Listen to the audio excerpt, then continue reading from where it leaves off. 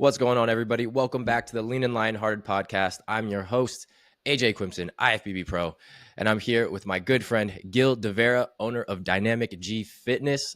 How are you doing, my friend? Good. How are you? What's up, AJ?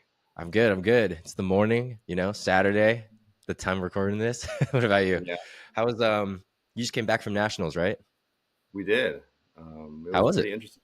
First, it was good. It was first time in Texas. Um, interesting, place where, it was it was in Dallas, but technically we were in Irving, and the venue was just absolutely beautiful. Freddie and I can't remember the other promoter's name. They did a amazing job, promoting it and doing a great show with that. The stage was amazing. The venue was amazing. The hotel that they adjuncted with, it was an amazing spot. And like I said, they had it pretty much prepared, um, for the athletes. And what's interesting is I tell people all the time, and you know this from experience. When you check in for a local show or like a regional show or wherever you decide to compete, remember it feels like it takes forever. Oh yeah. You go to a national show, it takes like 5 minutes. Yeah. And it's interesting because they have so many competitors, and I believe with crossovers, they said it was about 1,300 competitors at the show. So, but it went really really fast. Yeah, it's funny because check-ins at regional shows take forever. I mean, I've only done USAs, so at USA's though, it's super fast. They just put you in this huge room of people. They tell you what's up, and then you're on your way. But I remember, You're on your way. Seriously, they look for your name on the list, give you your number, give you a goodie bag, take a picture with NPC News Online, and if whatever division you go into, they height and weigh you, and you're pretty much on your way. Whereas a regional show, you could wait, sometimes an hour and a half. You better make sure I tell my competitors, at a regional show, make sure you have your meals with you. yeah, I remember my first show with Ariel. I did Gov Cup in 2016.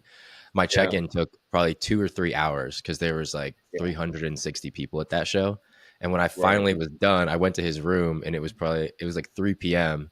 And it was the first time I ever met him. And he was like, "Hey, you look pretty good. How many meals have you had?" I was like, You're like, "One."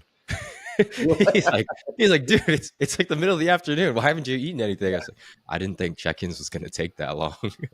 yeah, no, seriously. I don't. I always kind of said, why don't regional shows take a note, from national shows and kind of make it a lot more easier. Yeah. Did you have a lot of competitors? We just had one figure girl. She Okay. ended up placing sixth. The quality of the show was pretty amazing, and every division was pretty pretty awesome. Like I said, I've never seen so many like open bodybuilders in a show. Because you Oh go to a yeah. regional show, Yeah. you see maybe four, maybe Yeah. eight. Yeah. Here, I believe there was about 170 open bodybuilders, Dang. and from middleweight all the way to super heavyweight. It was pretty awesome to see. Oh, that's pretty cool. Is Yeah, that the your classic physique. what's that? I'm sorry. Oh, classic physique? The classic physique division was amazing too. I mean, I want to say each class, there was four classes, had minimum 40. I believe class B had 50 in that kind of number frame. And I was thinking, wow, the competition here is pretty fierce. Yeah. That's like old school numbers, like back in It is 2015 old when school there was like numbers, so many right? people. That's crazy. Oh Classic yeah, physique I is remember. like the hugest division.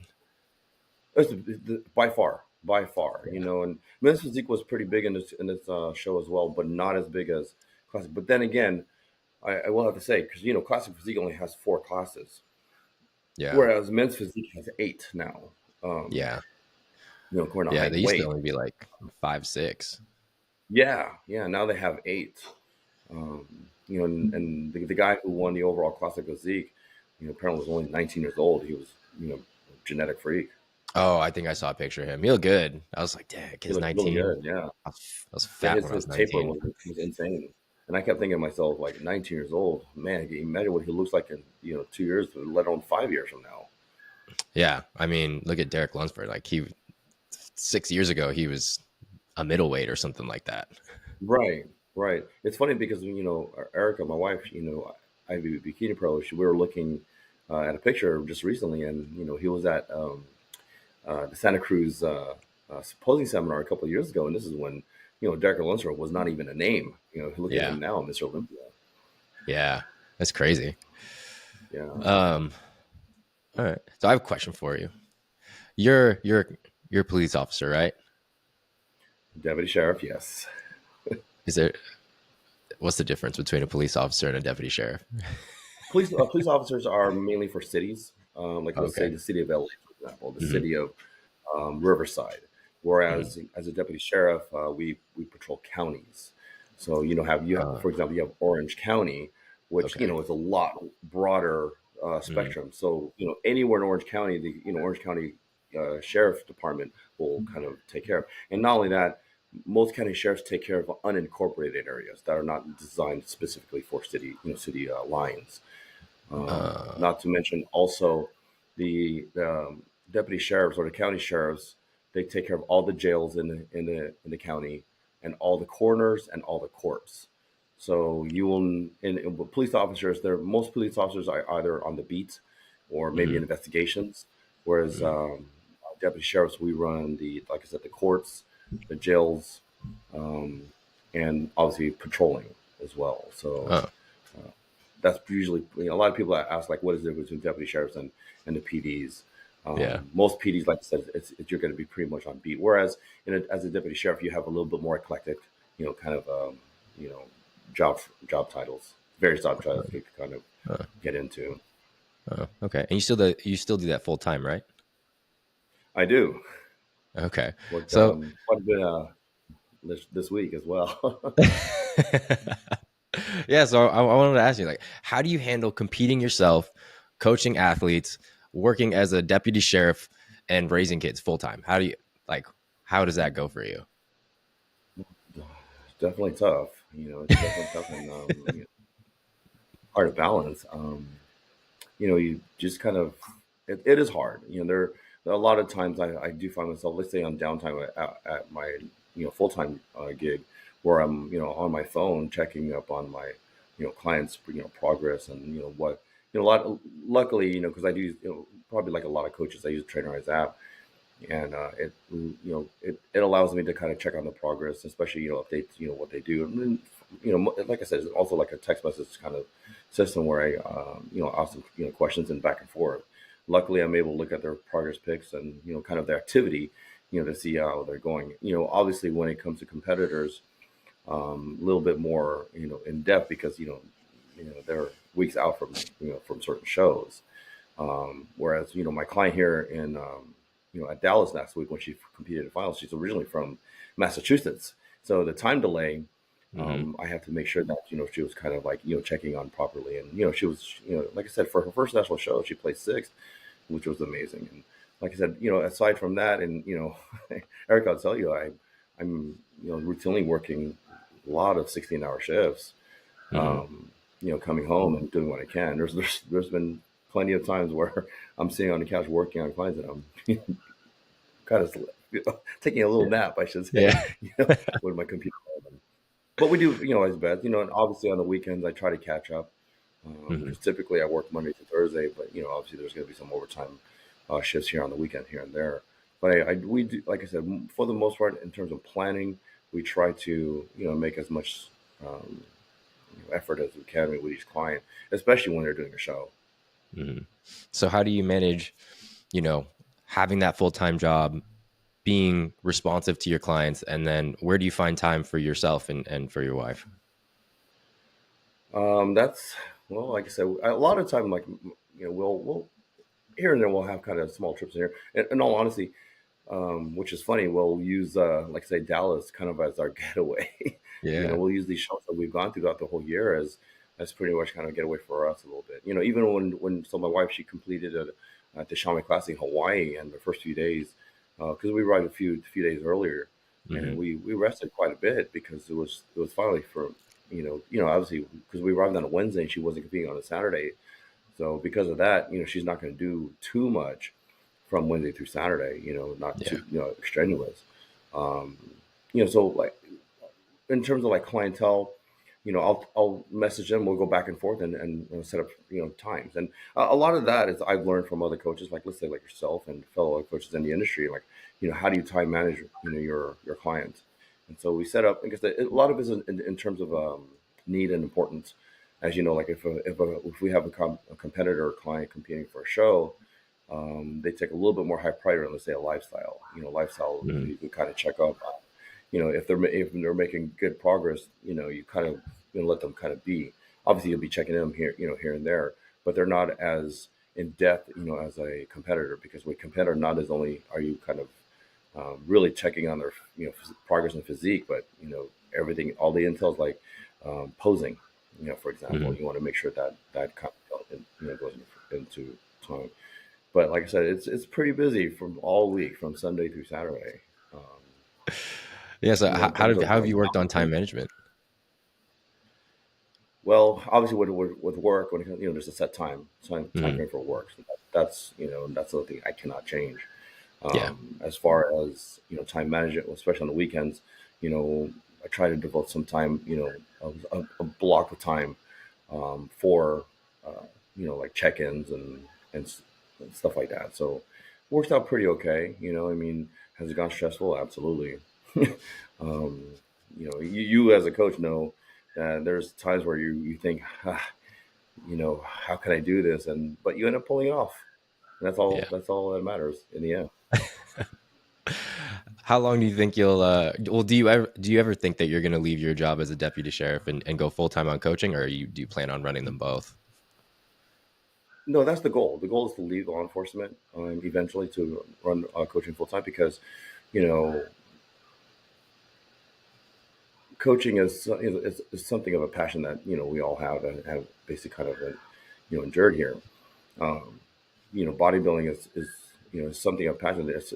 Since I joined bodybuilding or the fitness industry in general in 2011, I went from competitor to fan to cheerleader to eventually coach, and knowing and just to see like the progress that that people can go through, especially with the consistent discipline, is probably the biggest joy. And like I said, we're doing our planning as much as possible to enter full time fitness full time.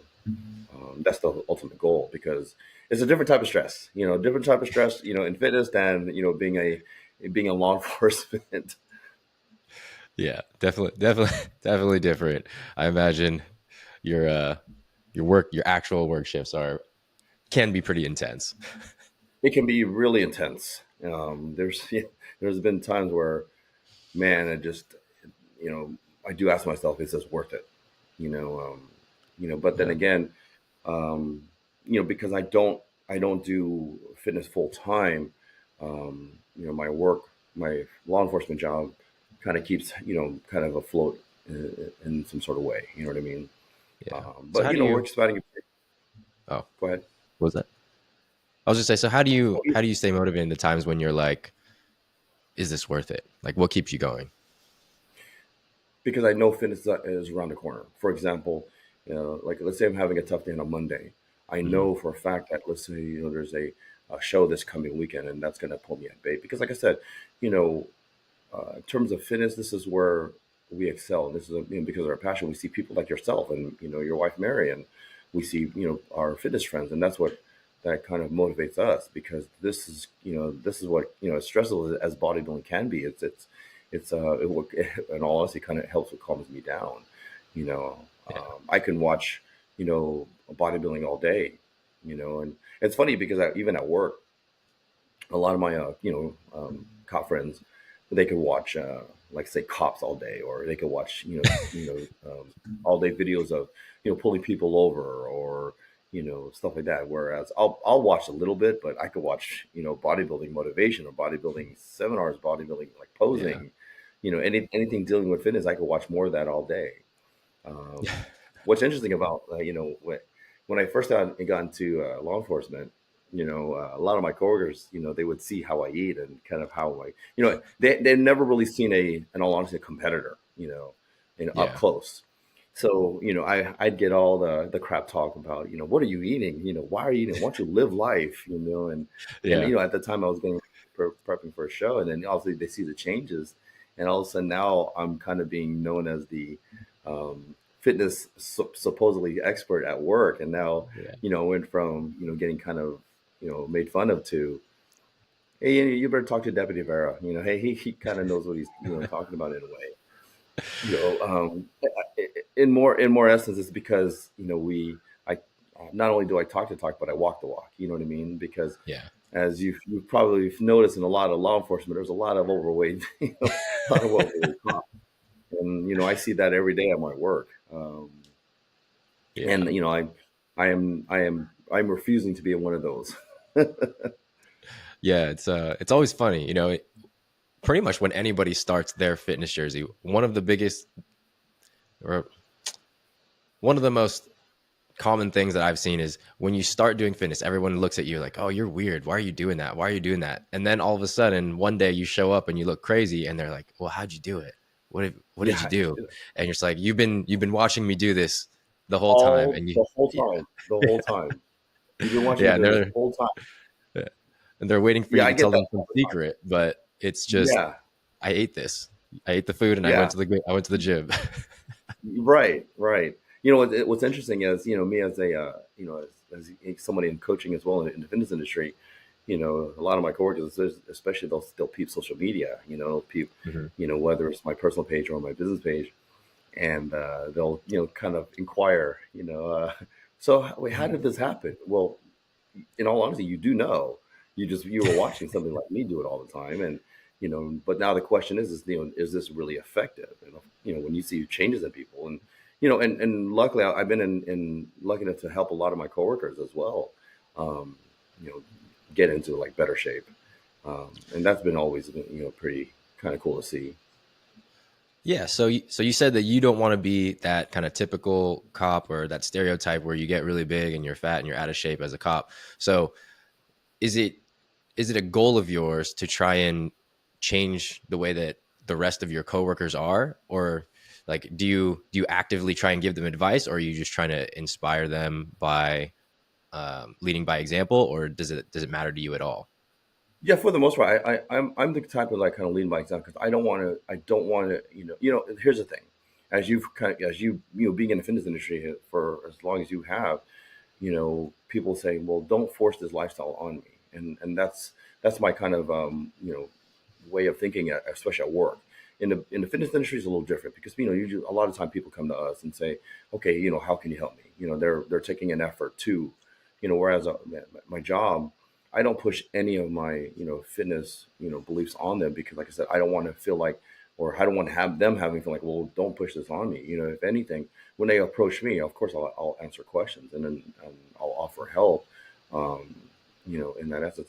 But and it could go from a wide variety of asking simple questions about like you say, nutrition, and then or working out. When they get a little bit more in depth, we will kind of sit down and kind of hash out a plan, so to speak. Um, but for the most, like for me, I'm not a big pusher in saying, well, let's say we go into the cafeteria, for example, work, and the joke is whenever I walk in the door, they're like, oh, you better watch what you when Devera's in here, and I just kind of laugh and shake my head, and because they all know I don't offer any, you know. I don't make fun of them. I don't, I bring, they see me bring my Tupperware meal in, heat it up, and I just go my merry way. Yeah. While they're, but then again, like I said, do all of them do that? No, because a lot of them have changed their lives, because they've approached me and asked, simple questions, and, kind of decide, hey, I want to make a change for my life as well. And, luckily we've been able to, and a few of them, I've been able to kind of help go from lifestyle to the stage. And Oh. they've done pretty well. As a matter of fact, one of my coworkers, she ended up winning the overall bikini in Fresno last year. Oh, no way. That's awesome. Yeah, and yeah, it was pretty awesome to see. Yeah, I think one of the biggest things for me is like, one thing that I hate in the gym is when you're a personal trainer, they try and force you to go solicit advice to people. It's like if they wanted Mhm. advice, they would ask. And I think more often than not, when you give unsolicited advice, you come off as like a dickhead because it's like, Right, nobody asked you and you're basically telling someone that they're doing something wrong. It's a right. very like fine line, like being able to approach that in a good way. It is, and that's and I feel the same exact way about you. Like even in a gym, let's say even at a gym, like for example, when you see somebody working out, and if, let's say they're doing it incorrectly, you're not going to go over there and say, "Hey, you're doing it wrong," because you don't want to come off as cocky or kind of pushy. Same, for me at my job, I do the same exact thing. And the stereotype about donuts, as with cops, believe me, there's always donuts around, Yeah, always, I'm sure. and yeah, and they, they do their thing, but I don't, like I said, I don't go in there and judge people and say, hey, you're not supposed to eat that, you're not supposed to. I just kind of my own, in all honesty, my own business. Yeah. I think it's interesting that that stereotype is even a thing that, cops get out of shape and, they're fat and donuts and all that. Cause, you know, Jared, my friend, and, you got him into the deputy training or whatever it is. He keeps telling me how Yeah. hard physically it is to go through that. They're running tons, they're doing push-ups and pull-ups and all that stuff. So I just think it's crazy that it starts off so physical and then it just kind of dwindles off into being really out of shape. Like, is Well, it's, is it's that funny like you say that common? because I see a lot of the new deputies that come out of the academy, Hmm. fit and trim, and because they just went through a pretty grueling 6 months of a lot of physical training, right, and readiness for the job, and like maybe 1 to 2 years into the job, they've almost doubled their weight. I see it all the time. Wow. That's pretty fast. I see it It's the all same the thing as time. like someone coming out of their first show. If you have a bad first prep, oh, you're blowing up like 30 pounds in the next Oh month. yeah. Oh yeah. I see it all the time. I see when I was in the academy, I did lose quite a bit of weight. A lot of it is because I went from weight training type Hmm. of workouts to literally running every day. We're running between 3 and 5 miles a day, Hmm. and and I'm the type when I'm stressed out, I don't really eat. So trying to get to the studies of learning laws and policies, got me to lose a lot of weight. When I finally graduated and came out of the academy and went to a job, I went back into the weight training and I went back onto my what my normal meal plan was, because that was just part of who I was, right. Whereas I see a lot of my new coworkers, just like I said, unless they're 21 and real thin and it's hard for them to gain weight, Yeah, most of them gain probably within the first year 50 pounds, and then they that's wonder, crazy. because they're not doing any more of the like I said, running at 3 and 5 miles a day. Yeah. You're now in law enforcement, and you kind of want to take it easy a lot more, it's funny when, especially when we have a where we have to, like, say, run. You see a lot of them um, slow down. So, like I said, Mm. they're not as physically ready as they were when they were in academy. Um, luckily for me, I've been kind of in a position where a lot of the uppers or the supervisors in my work have taken notice of my journey, and Mm. they've asked me to help some of the deputies on staff to see if they would get into a plan. And Wow. I've offered my services. And like I said, and I even told them, I don't want to be the type of, I'm going to say, hey, this is what you have to do. Unless they approach, me, that's when I know that they'll take it seriously. Yeah. Like I said, because Um, everyone has a choice, and I don't want us to feel like it's going to be, because we all know it's hard. This, no, there's no sugarcoating in fitness. Eating clean is hard, yeah. especially when you're used to eating crap foods every day. You go from Yeah. eating crap foods every day to a lot more whole foods, and getting away from the process and the sugars and the as we all know, like, especially my coworkers, when they eat, they're eating it like it's a buffet. And we all eat in fitness in moderation, but we eat multiple meals during the day for the most part, especially if you're a competitor. Yeah. Yeah. I guess, yeah. Eating, it is weird when I think like the big thing is when you get in shape and you don't even know how you got in shape, you kind of don't realize everything that went into it. Like, let's say when you go to the police academy and they have you running 3 to 5 miles a day and you're doing all this physical activity, and you lose weight, but you're still eating whatever you want. And then all of a sudden, all of that activity stops. You don't realize Right. how big of a drop off it is from how much you're burning throughout the day, and your eating habits never changed. And they probably got worse because you were so hungry when you were so active.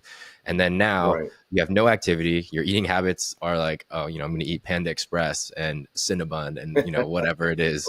And then all of a sudden you just blow up and you're so fat. Like, I feel like that's Yeah. a super common thing that happens when people kind of don't understand that they were super active at one point in their life. That's why they could eat whatever they wanted.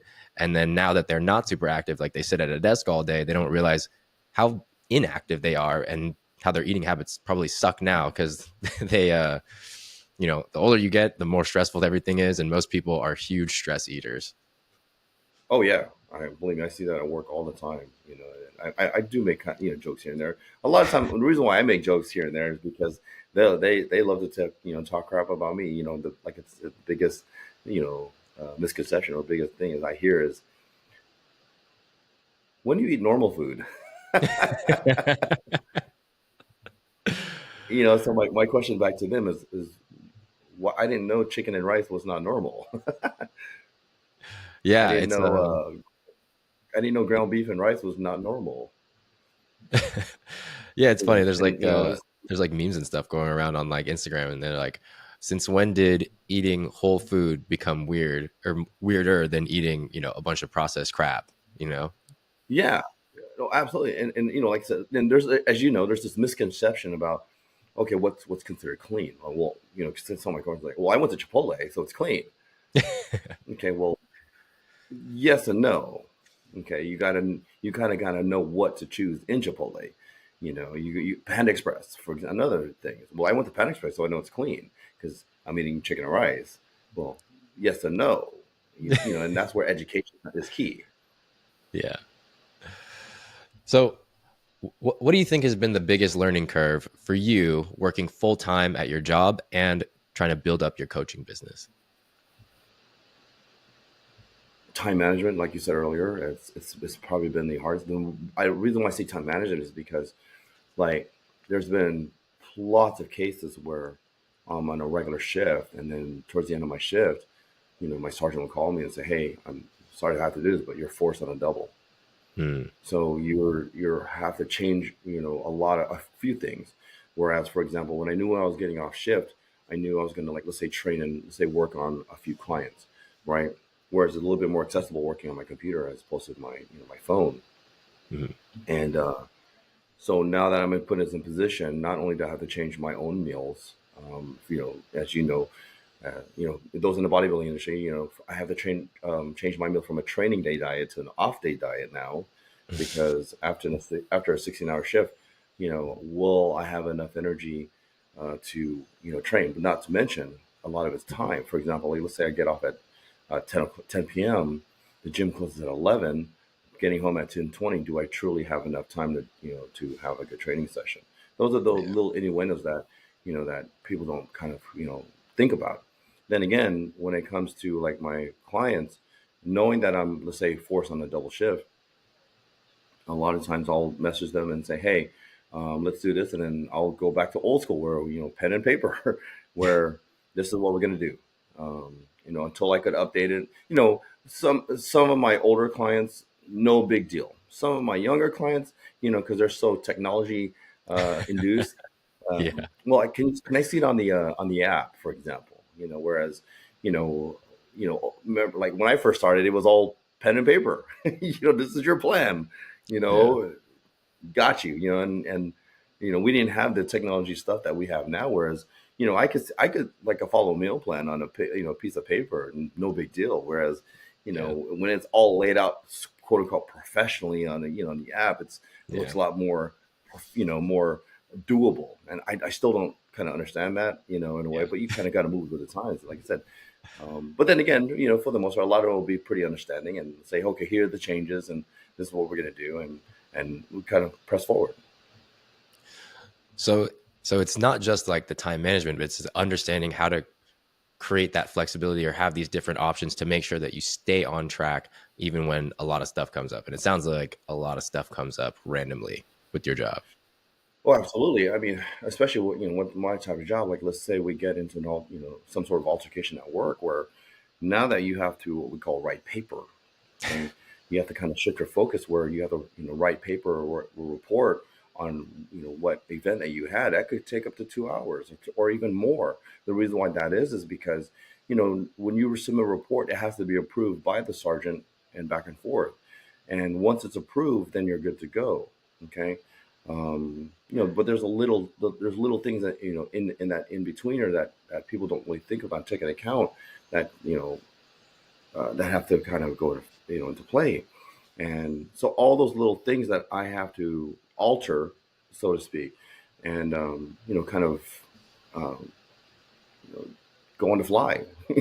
And luckily I do have to say this. The phone has been a good tool, as annoying it could be. It has been a good tool, and corresponding with my clients. Yeah. Yeah, I think the And I think, and having that's the flexibility and thinking on the fly is something that is super important because most people, especially when they're new, it's either everything works out perfectly or they won't do it at all versus kind of yes, understanding how do I adjust things based on my day-to-day life and making right. it that non-negotiable thing. Like I have to get it done in, these 7 days. I got to get these workouts in and do these meals. But if it doesn't go out or if it doesn't go perfectly, a lot of people will fall off and say, screw it. Like I just can't do this instead of just kind of understanding how to make small tweaks or have like emergency situations in their head already to keep them going. Yeah, absolutely. And you notice from especially my experiences, you know, uh, if you're new to coaching, you kind of second guess yourself. When you kind of see this kind of the stuff that's been happening a little kind of time and time again in the past, you kind of have an idea. Okay, we can do this because you've seen it before, you've experienced it before. So you have a better idea of how to react and how to change things if needed. And I think that's what comes with experience. And luckily, for a little back history for me, when I first started getting into coaching, I was, with then Team Fit Body Fusion, and I learned a lot from Jamie DeBernard and Jeremy Buendia, and because they had quite a bit of clientele where I kind of watch from afar, but as close as possible to see, okay, what changes are they making to make sure that this client is on point. So that kind of helped me, especially, when I started kind of getting into coaching, but then again, as you know, I'm kind of a nitpicker where I'll ask questions from other coaches like yourself and, Yeah. good coaches in the industry, because I guess I'm kind of curious to see how they think.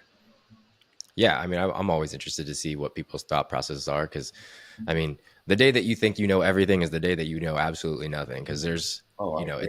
it's like that one competitor that does one show and they're like, I know how to prep people for shows. It's like you experience one way of doing things, but there's so many different ways that you can prep someone, diet them down, so many different ways that you could peak someone.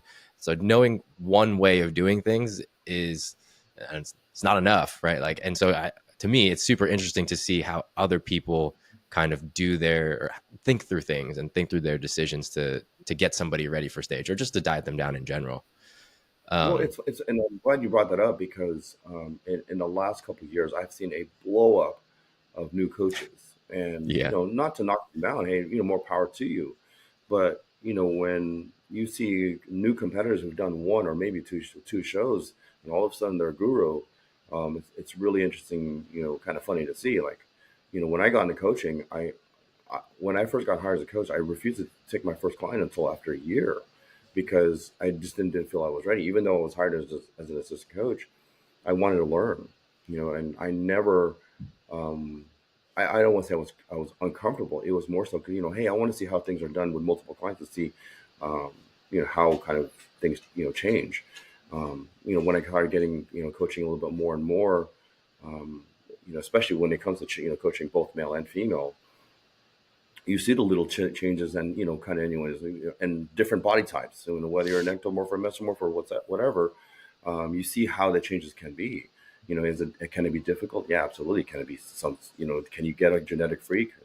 Yeah, and we've been kind of lucky to have a little bit of both. And those are the little things that you have to learn over experience, that will make you a better coach. And I completely agree with you. Where the day you think you know everything, and you are way behind the ball.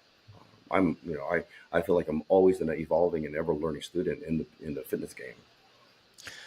Yeah, it's unfortunate because online coaching is a scam to most people just because they've seen so many of these, gurus that don't know anything or that have never been through anything, and they don't really care and they don't get the results. Like I've heard so many horror stories of when people when I'm on a call with a potential client and we're just talking about their experience. They're like, I've tried online coaching before, and they don't respond to my check-in for 4 days. I'm like, that's crazy. Like, what else could you possibly be doing? Or they don't answer my questions, or they didn't change anything in my program for 8 weeks. I'm like, so what are you paying them for? They're not doing anything, right? And they're not taking their feedback. They're like, no, just do more cardio. Just do more cardio. Do 2 hours of cardio or whatever. I'm like, that's anybody could tell you to do that, but it's usually from either the lack of care or the lack of experience that gives people a really bad taste with online coaching. Yeah, I mean, especially on the social media world, what people tend to look at is what kind of body of work did this coach have, and in all honesty, even if they're a new coach, if they have a decent body of work, then they must know what they're talking about. Yeah.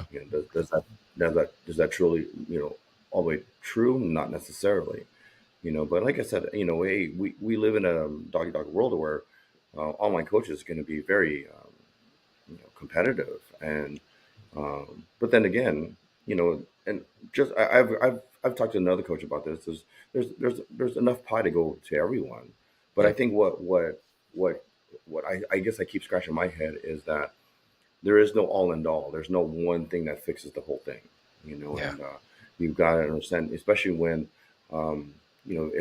if you truly don't understand the dichotomy of like how the body works, you and adjust to these changes. It's going to be really difficult in the long run to, to maybe gain more clients, and the biggest thing right now is, as you know, is it's such a big deal where, especially if you have a competitor, because it's such a drastic change. When you see a competitor, do like a 12 or 16 week prep, they go from one extreme to the next.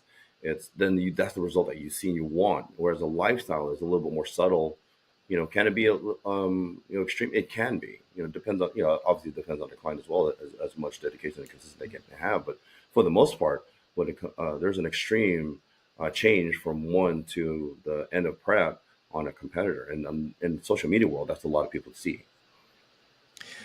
Yeah. I mean, my biggest recommendation for anybody is always try and go through a lifestyle approach first before you start your prep. I mean, I used Agreed. bodybuilding as a way to get in shape for the first time. Not the greatest option because you go from like one extreme where obviously you're out of shape and you have poor eating habits to extreme on the prep side. Like you can't do anything outside of what you're supposed to do.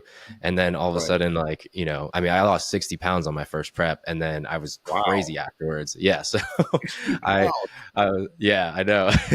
So, afterwards I went crazy with the food and it was just like this back and forth thing. And I always had this pretty shitty relationship. I would just, diet super hard, be really extreme about it, and then I would go binge and stuff. And I think from the experience of like years of doing it, I kind of realized that it's better if you start by having a good diet, like a good cut the first time, and just kind of understanding like what it's going to take. Because a lot of the stressful parts of prep is just not knowing what it's supposed to have, like how fast you're supposed to lose fat, what it's supposed to look like, what you're supposed to look like. And so Yeah. being able to go through the stage of getting lean without the pressure of a show first usually will help most people out. And then it makes the first prep, I mean, I'm not going to say easy, but it's easier like mentally than if you are trying to get lean for the first time to go on stage. Oh, I agree. And here's the thing, experience as being a coach for quite a few years now. There's two types of attitudes that you can kind of go. Where, let's say, for example, I do recommend somebody to, let's say they want to get into bodybuilding, right? Because they see the immense transformation and like, oh, I could do this, which is a great notion, great way of thinking. Okay. But then when you press forward, like you said, and I agree with you, where it says like, okay, let's try a lifestyle type of program to see. We'll go to an easier cut, kind of, kind of gradually go into that, type of lifestyle, because bodybuilding diet and lifestyle is very extreme, and it's almost like a sheltered life. And then the one of the attitudes is, you don't think I'm good enough, to get on stage. I never said that. My point being is I know personally how hard this can be, and mentally taxing. Okay, so if you could prove to yourself that you could get to a slow cut, while building muscle, then we'll go to the next step, which is like a contest prep. In that notion, or even before a contest prep, go back into a bulk to get ready for a bodybuilding show. That the thing is I want to look like this now, notion, or and then when the thing is, I see so much now, especially recently in the last year, we've gone to pretty much every single bodybuilding show, probably in the last year and a half. Um, the biggest factor that I see is size, especially with the men, with the guys. They're not putting enough muscle because they're such in a rush to get on stage, and prove that, hey, I could look shredded, which is fine. Hey, you could get a six pack, great, but did you put enough quality muscle to make a difference? And when you go to a national show, even this national show we came from in Dallas, there was quite a few people, especially in the men's physique category, that you scratch your head and thought to yourself, in order to qualify for this show, you had to place top two, right? In your division or your class, right? And I thought to myself, how did they place top two? No disrespect, but you do not belong on a national stage. Yeah. Because you see the guys, the guys who won the national or pro cars on this weekend, they looked freaking nuts. Yeah. They look literally pro ready. That's obviously because they got their pro card. You know what I Yeah. mean? And you go back to a regional show and you kind of scratch your head. There's so many people that were unready, but then again, let's say you look at social media where their coach is like, oh, look at my client, he looks amazing, fantastic, he's ready for the show, and playing devil's out here, you're scratching like, I don't think this person's ready. Not to be mean, just maybe take a few more months to kind of get ready, absolutely ready for the show. Because especially if you have a goal of getting to national show, turning pro, um, you could probably attest to that, because like I said, you got your pro card, and you did it in a great fashion. And but your progress as you went from, as in NPC, you won multiple overall titles. And when that does that the judges probably kind of telling you like, hey, this is a way to show that, hey, you're ready, AJ, for a bigger stage. How many national shows did you do, AJ? Two. So your first one didn't go as planned, but your second one went amazing. Yeah. Because I remember you winning your pro card at the USA's, and I thought, there's nobody going to touch AJ, on that in that class. And see, that was not only that. I think for you, because you thought mentally, I'm ready. Obviously, your coach Ariel said, hey, you're ready, AJ. And Mhm. hey, when that agreement between you and Ariel came, it showed on stage. You know what I mean? And that's the thing, is that I see, that people have to understand, and those are listening out there. I want you to understand, it's not us to degrade you in any way. We want you to get better, because we want to see, as fitness coaches, as people in the fitness industry, we want to see quality on stage. Okay, and that's what we aim for. Even for my own clients, we want to see quality on stage, and we don't, especially in regional shows these days, we don't see a lot of that. Yeah. You'll see that I mean, outlier percent. yeah. And I mean, I think also it's just when you have not done well, you want to make sure that your client or whoever you're talking to, that you obviously care a little bit about, you don't want them to have to go through that. And, if you know that they're not going to do well, you kind of want to tell them nicely, like, maybe it's not the time. Because if you go and then you get 13th place, I know exactly what it's going to feel like. And it's, Hmm. it's not great. Right. But yeah, I mean, I think, yeah, when I was trying to do the second national show, that was my goal. I was like, I have to win an overall. My goal was to win the the men's physique overall and the classic overall in the same show, which it didn't happen. But but that was like the goal, and it was just like, if you could do that and you can be somewhat, if you can get close to that, then you can definitely do well on the national stage. And I think it's just like, people like, it's kind of like anything else. I think people want to rush to the national stage and see what it's like and do all this. And it's sometimes it's like, you might have been better off if you just skipped this year and came back next year and like killed it. You could have came Yeah, back and like a there's a lot of monster. there's a lot of little details that people don't understand. Is like, oh yeah, like financially, you know, Oh going to a yeah. national show is not cheap. No. Um, let alone a regional show is not cheap, especially if you can do multiple shows throughout the year. Yeah, You especially if you're know, in and SoCal. oh yeah, exactly. 'Cause the amount of shows that are in SoCal is like almost literally every weekend. Um, Yeah. like and like people ask me all the time, well, how much will it cost to do a national show? And you know, I even say, okay, low ball, minimum 3 grand, low ball. Yeah. You're talking, That's just because that you're talking weekend. registration. That's just that weekend. Yeah. You know what I That's not mean? the whole And prep. um, no, that is not the whole prep. And that's the thing I want people to understand is that you want to put yourself in a position in all avenues of your life, mentally, physically, and financially, ready for these shows. And I'm sure you've seen, how many times have you seen, competitors out there put GoFundMe's out there, for Yeah. them doing a national show. And that's a little bit of disrespect because you're asking people to help your cause, selfishly for that show. You know, Yeah. you gotta understand, bodybuilding. Nobody put a gun in your head and said do bodybuilding. Bodybuilding is a very expensive sport. Okay, you have to be financially, responsible and ready as much as possible. If you feel like you need help, if people can help you like I say, friends and family, great. But Yeah. is that going to happen every single time now you decide to do a national show? Yeah. Then Honestly, I again, I let's think say, one of let's the say you're blessed to get a pro card. You get a pro card, as you know, AJ. Pro shows are not just in SoCal; yeah. they are all over the world. Yeah. I mean, honestly, I think that is one of the I don't want to say dumbest, but it's one of those things that make you shake your head. Like, why would you put a GoFundMe out to do your hobby? That's when I really know that you're lost in the sauce. Like, you just are addicted to being shredded or being on stage, or maybe you're delusional, but like, you don't have your priorities in order. Like, if you need to take out loans or need to go fund me to compete, then competing right now is not for you. You need to take a Right. break, give your body some rest, get bigger, get better, something like that. But put yourself in a Save money. position to where you don't go into debt for bodybuilding, because I can promise you there's not a lot of money in it unless you build a business off of it, which is completely separate, right? Like, getting your pro card, people think that the day you get your pro card, the next day sponsors are going to be coming at you to give you some money, which absolutely doesn't happen. You're the same person the next day that you wake up, except you can put those, 7 letters next to your name.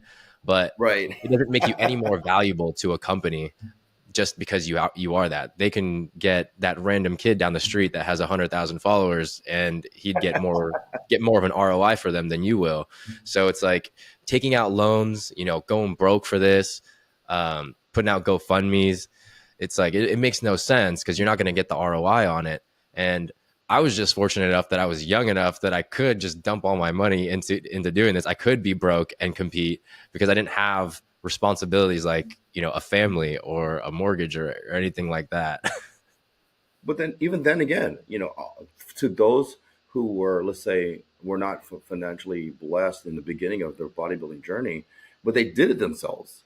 They Yeah. did everything themselves. I applaud you, Hmm. because you did, not only did you do it on your own, but then again, kind of like yourself, the next progression is, what can I do to make this maybe expand on my personal journey into fitness, especially financially, and like I Hmm. said, like I'm very similar to you, whereas me, as I'm not a pro, but I was blessed enough to make relationships in this industry, with a lot of type of people where, I developed a reputation where, hey, I'm all for, the fitness industry.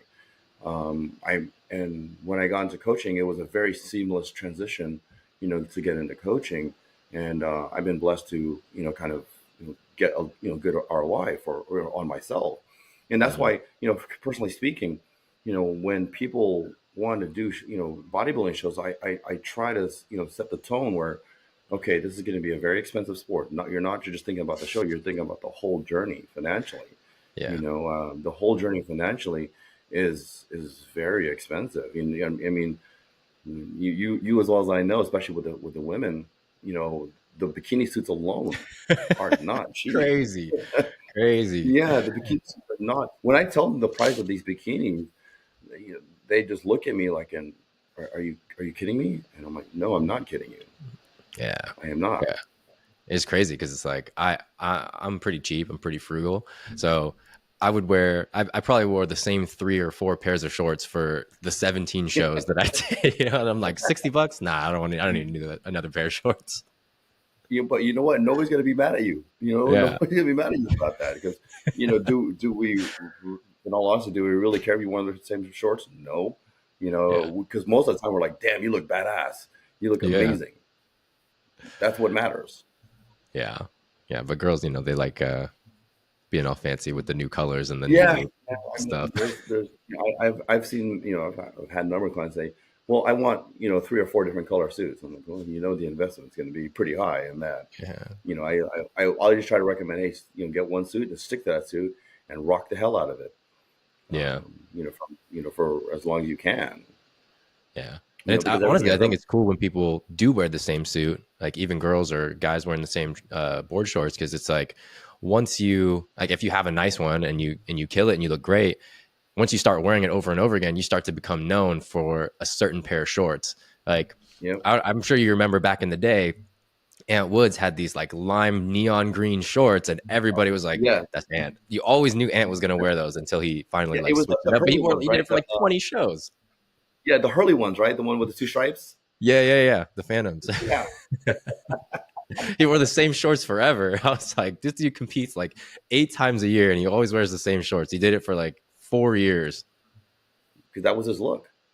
Yeah, but it's like cool because you kind of get it becomes your thing, instead of like Right. always having like a new suit. Also, it just costs a lot.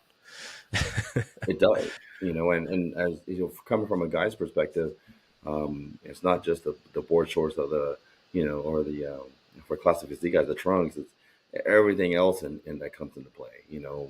All the other stuff that that we know that you have to spend money on, Yeah, is probably and that I try to educate my competitors on. And yeah, it's if and I tell them all the time, if you want to do this for the long run, hey, I'll welcome it. Just be committed, but make sure you're doing it responsibly, yeah, in all avenues. yeah. So I remember when you were going back and forth about continuing to compete, and you're kind of discouraged. You were on the fence. That was 3 or 4 years ago now. So what's inspired you to continue to compete now? Well, so when I got into the fitness industry, um, especially when I joined Fit Body Fusion, um, it was interesting because there was a lot of amateurs. We at the time we were a small team, and there Hmm. was a lot of amateurs, on that team, including Jeremy Buendia, and I remember Devin Tatamuscle. He was Hmm. part of that crew, and then slowly but surely, within the next couple years of that, they all turned pro, and I was probably the only one that did not. Okay, and was it discouraging? Sometimes yes, sometimes no, because I thought, I got other things in my life that I'm doing. So years could go by. I kept trying, doing. And here's the thing: I didn't just jump into a national show. I did, do regional shows to see if I'm physically ready.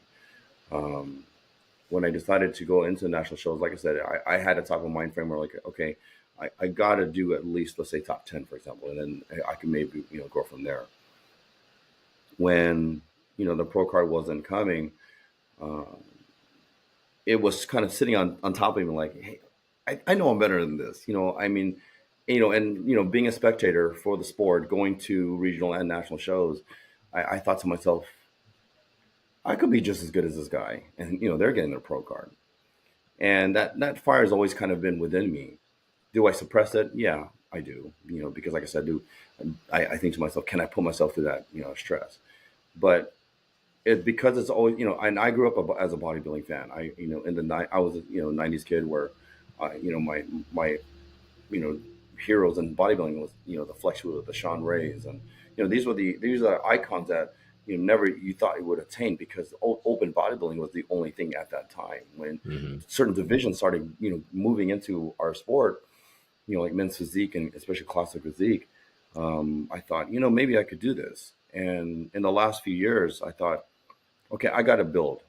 Okay, I know that I have to build, and just probably in the last couple of years, I thought I'm going to do this. I'm going to die trying. And I've, for a long time, people, if they watch my social media or read my social media, I have this no ain't no stopping attitude where I have to be true to that. I'm going to die trying getting that darn pro card, because I think, um, I believe I could attain it. I truly do. How, when, that's the biggest question. That's the biggest question, that's I'm not a genetic freak. Everything that I really work hard for, um, I mean I'm training really hard. You know, Yeah. I guess the running joke is that the only thing I've been genetically blessed with is my arms. You And have big that's arms. yeah, and that's what moved me out of men's physique. But I do, like I said, I'm sure you do, because I really enjoy classic physique. What I will do when that time comes, when I get finally earn that pro card, who knows? I don't have any plans, because the only goal right now is to try to attain that pro card, Yeah. because I truly believe, especially looking at the who's been attaining the pro cards in the last couple of years, I truly believe that I can attain it. Okay. So it's just that belief deep down, and you're like, I know I can do this, and you just want to do it for yourself. Yeah, and that's the thing is, if I knew deep down inside I could not attain it, I'd be content. Because I love Yeah. coaching. I love being in the fitness industry. I love seeing like my friends like yourself at the shows, and because we have a good time. We always have a good time. Mm. But deep down inside me, I know I can get it. I know I can attain it, and that's what keeps me going. That's what not stopping me, because I know I can get it. Yeah. Um, and time will tell. Yeah. It's interesting because I think the way that you felt at that time, which is funny because we were in the middle of the club talking about this. um, but after my first go at USA's, I was like, wow, I am really not as good as I thought I was. Because I was coming off the overall win, and I was like, oh, I'm gonna be awesome. And then I ended up getting 13th place. And I remember the first thing that popped in my head, I was just like, man, I just poured my heart and soul into this, and I got smashed. And I was like, man, maybe I'm not actually really that good at this. Maybe I'm not meant to do this. And then there's like all these like kind of defeatist thoughts like creeping in your head, and you're trying to balance being realistic and being stubborn with your goals, and making sure that you do what you say you're going to do.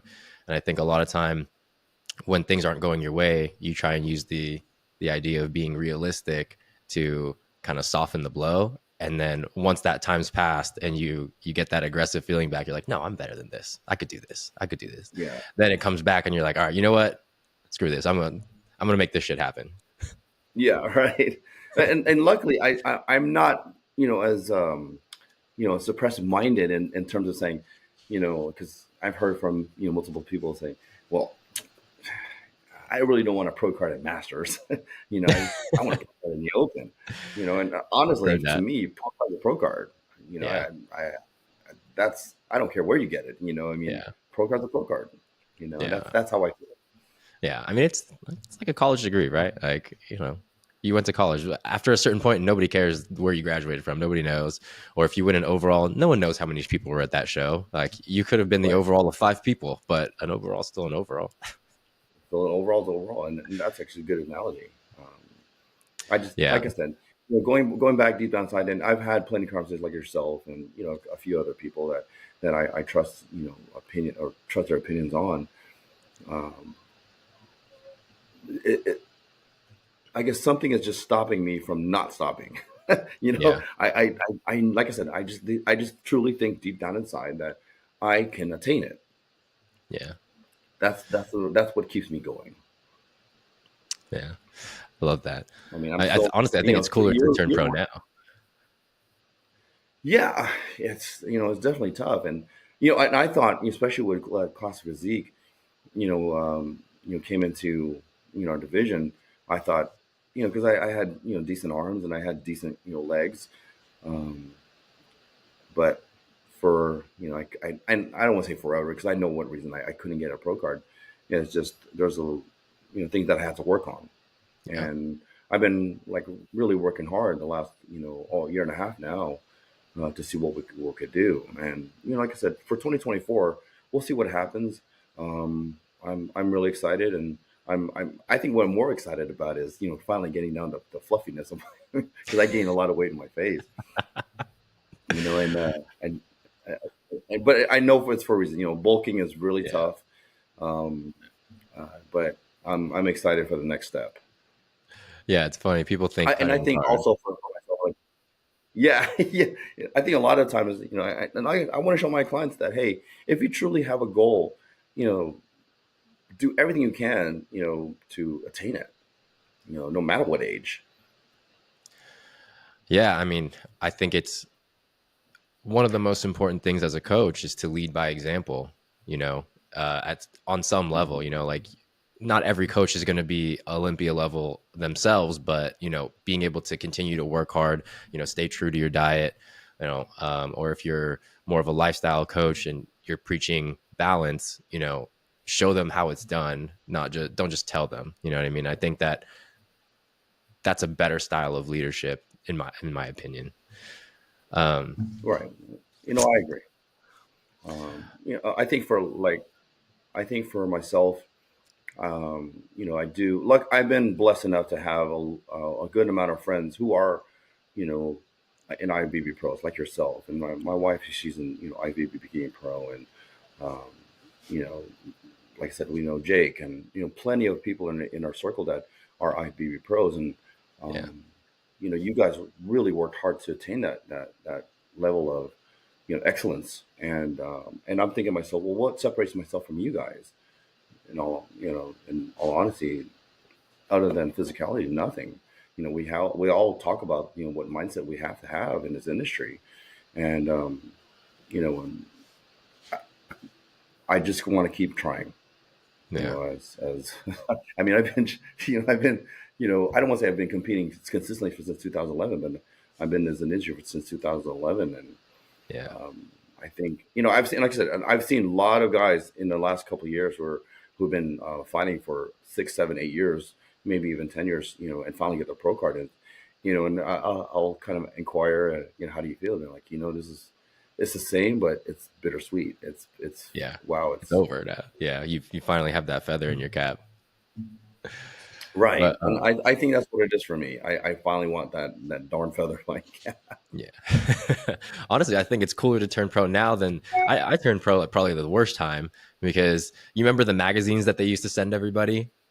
yeah, the NPC online or the NPC Yeah. magazines. Yeah, yeah, yeah. And they had the photo shoot with all of the people and Mhm. everyone that turned pro and all that stuff. So the show before me, I forgot it was like Junior Nats or something like that. Wherever Ant and Stephen Cow turned pro, that one was the last show where they made that magazine. So the USA's in 2017. That was the first show that the national show that they didn't make the magazine for. And then Oh like a year no. later, they start giving out these cool little IFBB pro card signs when you walk out. And I was like, Yeah. I want one of those. Those are sick. Yeah, I know. It's funny you say that because you just had a little trophy. Yeah, Um, like Erica was the same way because she didn't get none of that yeah, when she got her when she earned her pro card, and even at that time, like kind of like you, where getting a pro card was probably tougher because you probably had like 40 people in your class, um, and pretty sick physiques as well. yeah. I always see those IFB like the little posters, and I'm like, man, I wish they Yeah, handed us one of those. Those are cool. those are really cool. Yeah, And I'll take it's a cool. photo. Like, it's cool when you enter a national show and you win multiple pro cards, and they let you keep all the pro cards, for Oh yeah, I multiple mean I've seen classes. those guys. Yeah, there's some masters guys that just clean house. Like, Yeah, yeah. like I won Uh, 4 pro cards today. Like, geez. yeah. uh, I want to kind of switch gears and just kind of ask you a little bit more personal stuff. Like, who do you think has been the most influential person in your life?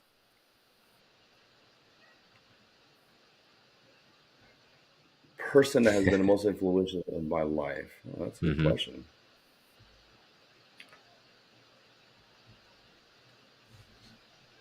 I don't think I've ever really thought about that. Um,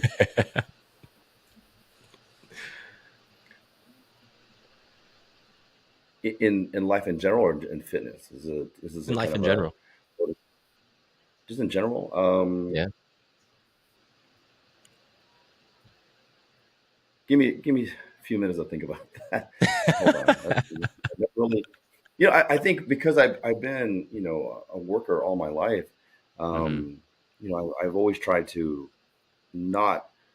I guess the way I'm trying to explain this is like I try not to bother people. I try not to like put my troubles on other people. That I work a lot on my own to kind of make things happen. Hmm. Uh, in terms of influential, um, let's see, in general life, it's hard. Um, I think it's. I would say in fitness, um, I think the biggest person that I really, I'll say this, I'll kind of separate. Let's say in fitness, Okay. probably Jeremy, probably I knew you one were of going to my say biggest that. influences. Yeah, because like I said, he welcomed me with open arms. When I first got into especially Fit Body Fusion, he literally, and little did we know that he would go on to win 4 Olympias, right? For Yeah. men's physique titles. He was one of those guys that like kind of brought me into the fitness industry, and like said, hey, go to this bodybuilding show, go to that bodybuilding show. He introduced me to so many people in the industry. Whether it's Hani Rambod and Mm. eventually Ariel, down the line, and I was he like I said, he welcomed me with open arms, and that's the thing. It's like I know Jeremy has a kind of kind of a sketchy past, but for like to me, he's always been really you know really well. He's always treated me pretty well for the most part, on especially in the fitness industry because like I said, he brought me in the industry. I was able to make and create relationships with a lot of people. But then again, I went on my own as well. Creating my own relationships. Because and people understood I'm not Jeremy. I was never that his type of personality.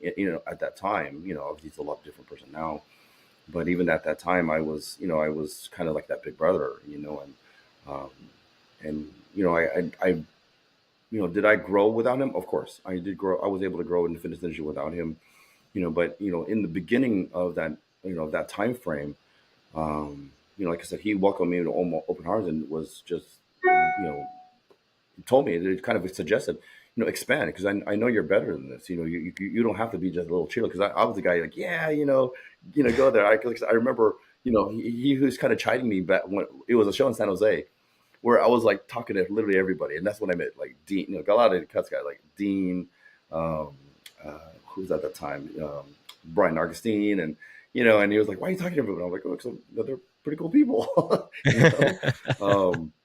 the reason why he was getting lyrics is he didn't think I was worried about my own prep for that show, Mm. and in a way I didn't want to say I didn't care because the previous show that I did, the Contra Costa before that, I did so terrible. I didn't think I would do good, and Yeah. little did I know that this the next show that I did was San Jose. I won the class. That was a shock to me. But Yeah. then again, like even backstage, I was I started talking to people because, like I said, I was kind of curious, like how was this prep for you? It was and I started kind of being that little social butterfly. Yeah. In terms of fitness, I would say he kind of helps us. But then again, obviously over time, I formed my own kind of ways of thinking, how to think, do Yeah. things. Um, like as in terms of like coaching, I, you know, Jamie DeBernard and Greg really helped me kind of change the way of how to, kind of go into coaching, how to treat people, and how to take care of your team and clients. And they were always really welcome and opening arms for me as well. You know, so those are probably the biggest influence. And then obviously over time, especially when I got a little kind of dived into more, you know, like you guys. I started learning from you guys because I saw how you guys conducted yourself, you and and Jake and Jared, Goodrich at that time, and there was a lot of people that I thought, hey, these are really good people in the fitness industry, and we all clicked, and kind of influenced like to be to be not, I don't want to say a better person because we're all pretty decent people. Just hey, let's just stay this way. You know what I mean? There's no reason to be mean spirited. Yeah. Yeah, it's funny because there's like different cliques within fitness, I'd say, or bodybuilding. Like there's people that are There just is. crazy and they're just full of drama, and then there's us. We just watch everything. We just watch everything, and we just, like I said, we have a good time within ourselves, and I mean, like I said, I remember we were there for Jake's bachelor party in Vegas, and I was just sitting there, like, just kind of in a way, kind of mesmerized because, like, this is a good group of guys. Mhm. We're all having a good time, and we're coming from all over, literally the United States, because like, let's say old boy came from Hawaii. Yeah. We came from all over the United States to to come and just have a great time, and we did. We had an amazing time, Yeah, it and was there was great. no drama. It was a great time. And Yeah. I think, like I said, that's when we kind of talked about, like, what is my future in bodybuilding in terms of competing. Because people thought, why don't you hang it up? Um, it's just, I just can't. There's a goal that I have put for myself that I need to attain. Yeah. I mean, I know exactly what that feels like. Yeah, yeah. um, what's your favorite cheat meal? I know you're not a foodie. Um, Probably, my go-to burger and fries. So, but everybody kind of, well, not everybody. A lot of people know me. I love banana cream pie.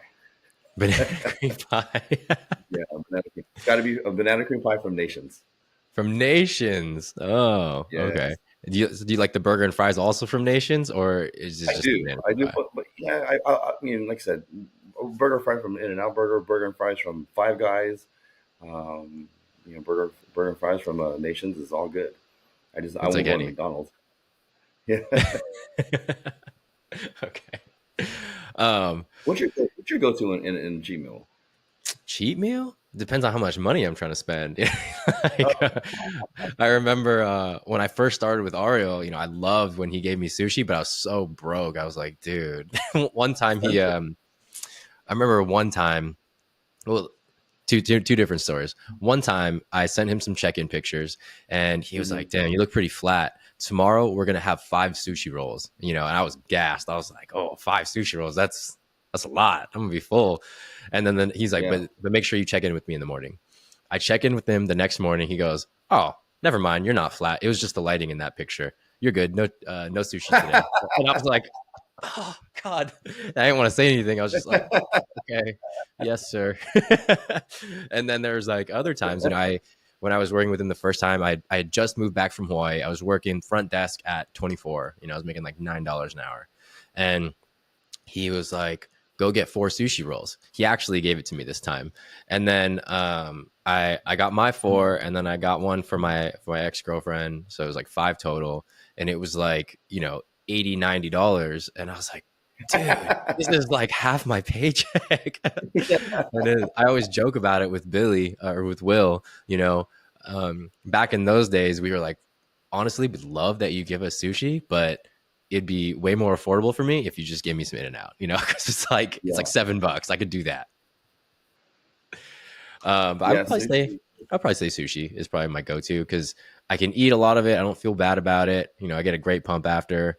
Um, and I just don't like feeling shitty anymore. Like I used to not care, and I would just eat like fried food and dessert and all that stuff. But there's a certain point now, maybe it's just because I got older, but if I feel like shit, I'm just like not happy about it.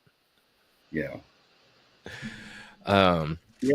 If any, like I'd even be more happy now, like just a regular straight clean refeed. yeah. Oh, well, Yeah, I'm you're okay with bulking now, that. so that doesn't count. Yeah, you don't Yeah, even like food.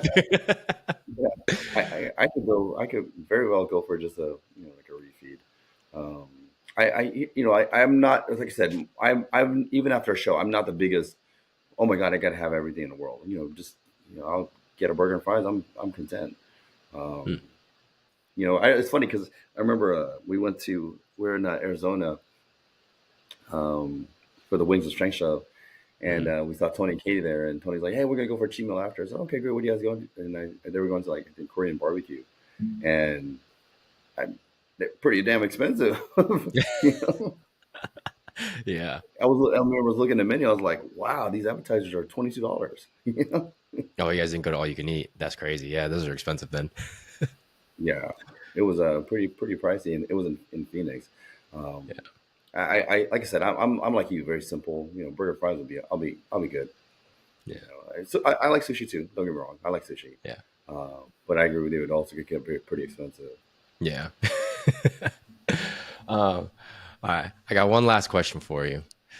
If you could go back in time, what's some advice you would give to your younger self, either in fitness or in life?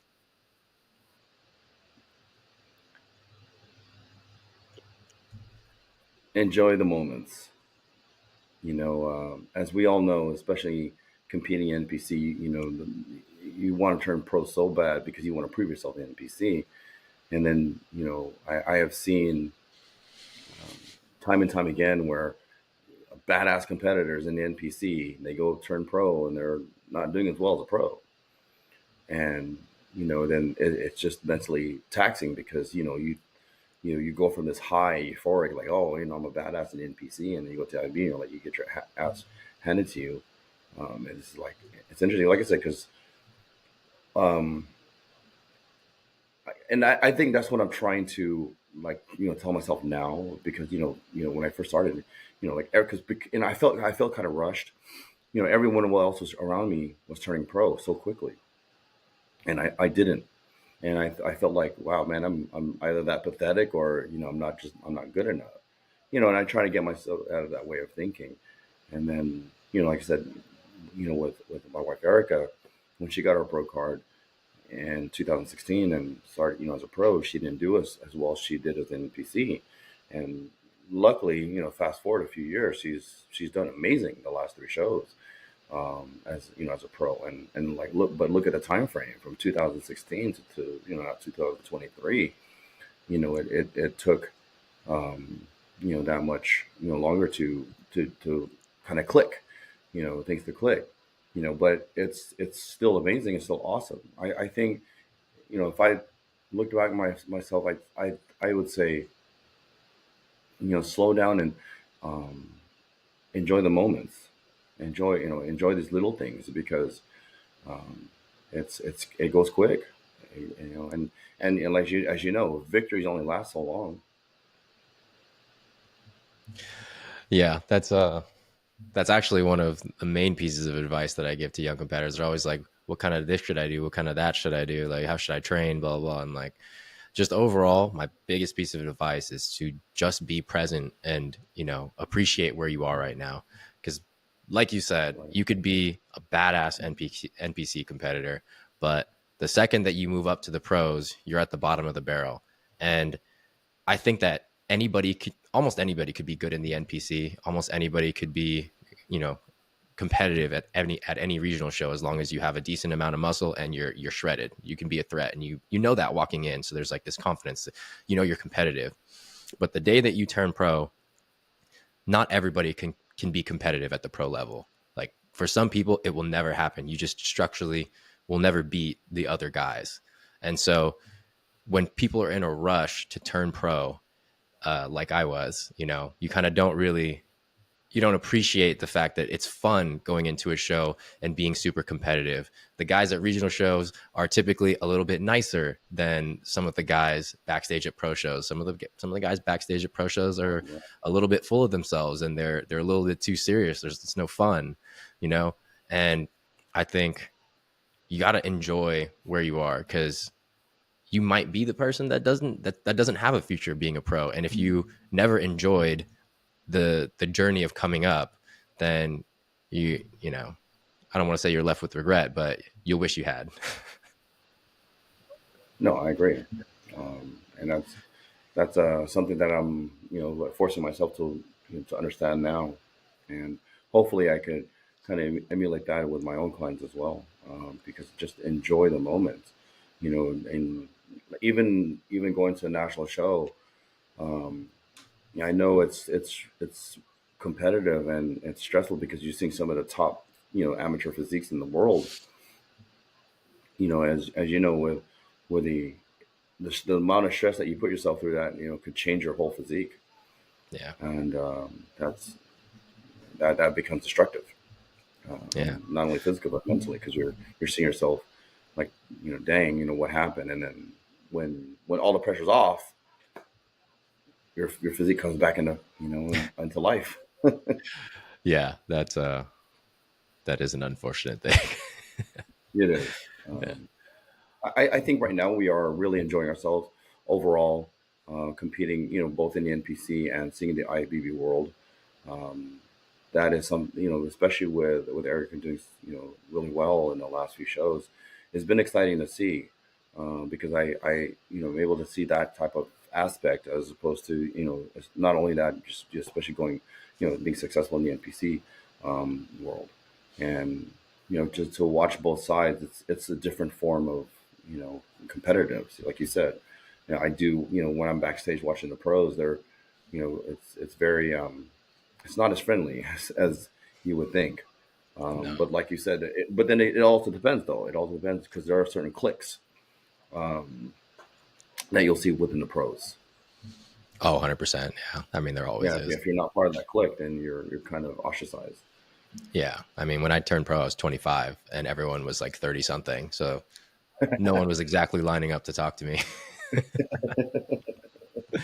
uh, But look at yourself. In the beginning as a pro, as a new pro, you weren't doing as well, but then like towards the end, you were doing very well. I mean, it was really awesome to see. Really awesome to see. yeah. I mean, it was just kind of like the same thing you said. Like, you know that you could do it. It just hasn't lined up yet. And it means a little bit more when you go through a longer stint of trying to make it happen. When it finally happens, like, I mean, Mary knows, I cried after I got second to Jeremy. I was like, oh, dude, Yeah. this is it. I did it. It's my time. Yeah. um, but yeah, man, it's been awesome having you on. Where can Well, people thanks for find having you? me. Well, my personal page is at Gil.Devera. The business page is at dynamic underscore G underscore fitness. And we do have a website, dynamicgfitness.com. We welcome both lifestyle and competitive competition clients. And, we wish you best of luck. Cool, Thank you for man. having me. Well, yeah, man, we'll have to have you on again sometime. Oh, shoot. You froze. Oh, are you still there? Yeah, I'm here. Okay, cool.